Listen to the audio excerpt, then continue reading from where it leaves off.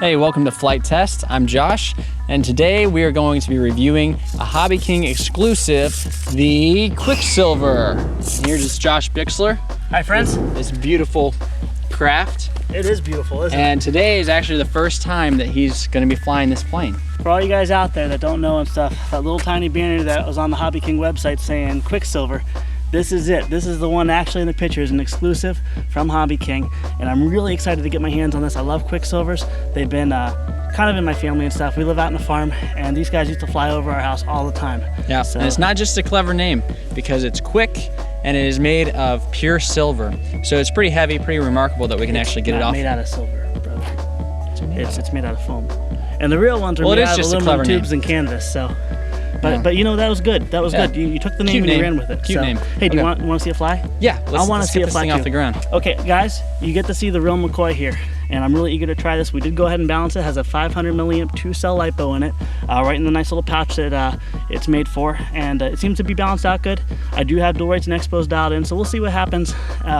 It's also got a little pilot in the front. It does have a little pilot in there. Hanging on for dear life. And he has arms. Yeah. So that's a good thing. He can steer. We're no wind, so we can pick our choice. We're gonna go away from the sun, and let's see what happens with this guy here. Controls are good. No rudder on this, no steerable tail wheel, so we're gonna just have to run for it. And there it goes. Wow! There we are! Alrighty. Well, I am really amazed, guys. Basically, this is a very small airplane, and I assumed that it would be a real rocket ship. But I got 10% expo dialed in, about 75% throw on the elevator. And other than that, everything is stock. Now this plane is aileron and elevator, so it is pretty much bank and yank. You can't use rudder on it. But I'll tell you what, responsiveness on the controls is not an issue. It tracks straight and it flies really, really nice. I am really impressed with this. Now I'm flying roughly about half throttle, and it cruises just fine, maintains altitude just fine at half. It does have plenty of throttle for climbs. Obviously you're not gonna go straight up, but you can get up to altitude in a real hurry. And as far as aerobatics go, this is the first flight, so I haven't pushed the limits or anything, but it is tracking straight and true. Let's try a loop here. Do a loop. You wanna do a loop? Loop-de-loop. Now Quicksilvers normally can't loop, but we see if this one does.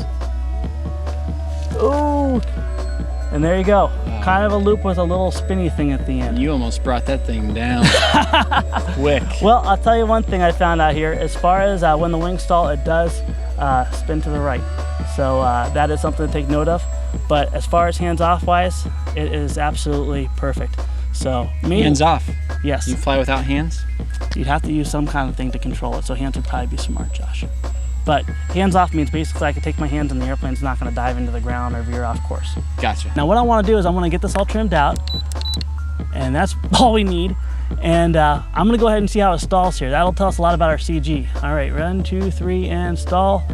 Oh no, here it comes, straight down. And there you go, it spun to the right. So we got to be aware of that. You do not want to stall this airplane at low level and spin to the right. So we can take a look at the wing, but I'll tell you what, under power, it travels straight and true. I'm not too apprehensive about that. Basically, the moral story would be just don't stall it. Make sure you keep it 2 mistakes high. 2 mistakes high, yes, yes. And you know, when you're learning, we'll take you 3 mistakes high. We'll get a bigger airplane and we'll take it up even higher, okay? Yeah. So, because you know, we'll give you time in between the mistakes there. If your little guy has a parachute, you could probably, 1 mistake would probably be okay. You're worried about that little guy in there, huh? Yeah, well, human life, Josh. Yes, human foam life. Yeah, I'm sorry, I didn't mean to be insensitive. Okay. Alrighty, you know what? I love this little guy. He handles real nice. We're hugging the ground, having a good old time. This is a great little slow flyer. I'm really amazed as far as how tiny those wings are, that it still travels as slow as it does. It performs very nicely. Once again, there's no rudder on it, so this is basically only aileron and elevator. And it performs very, very nicely.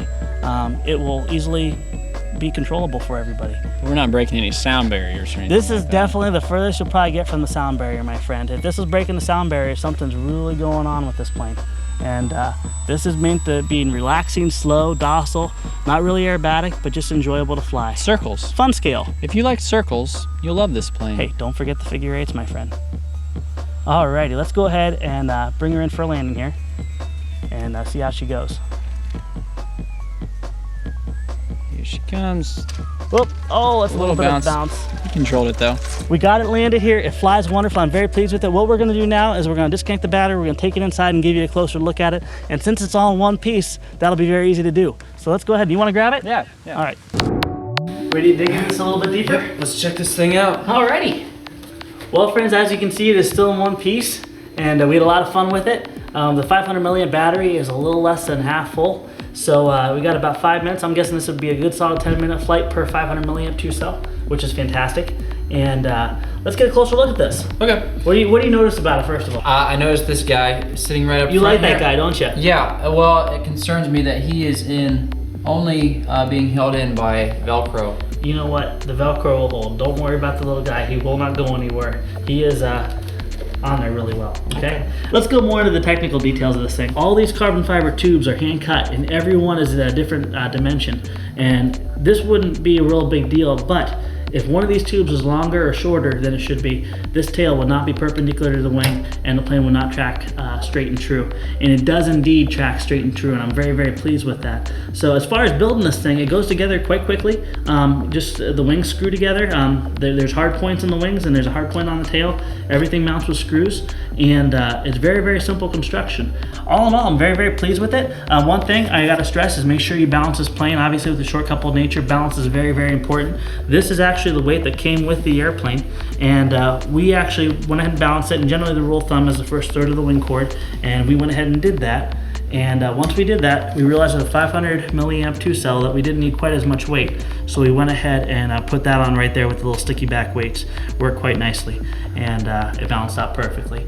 Basically took off, hands off. Once we adjusted for the tracking, everything was fine after that point. Just give it a little tweak. For all you guys flying 2.4 gigahertz out there, Spectrum, Turnigy, Futaba, whatever, you definitely want to make sure that your antenna leads do not touch the carbon fiber rods. Because it'll blow up. It will not blow up. But what you will experience oftentimes is glitching. So you want to take care. What we did with ours and stuff, we just actually routed it next to this plastic housing, and that was good. But you always want to try to keep, as a rule of thumb, keep it from physically making contact or rubbing up against carbon fiber. That's just a general safe thing to do. Always do your paces and do distance checks to make sure you have range and signal before you take off a little guy. Whether it be a parked flyer or a big plane, you always want to do due diligence and make sure you...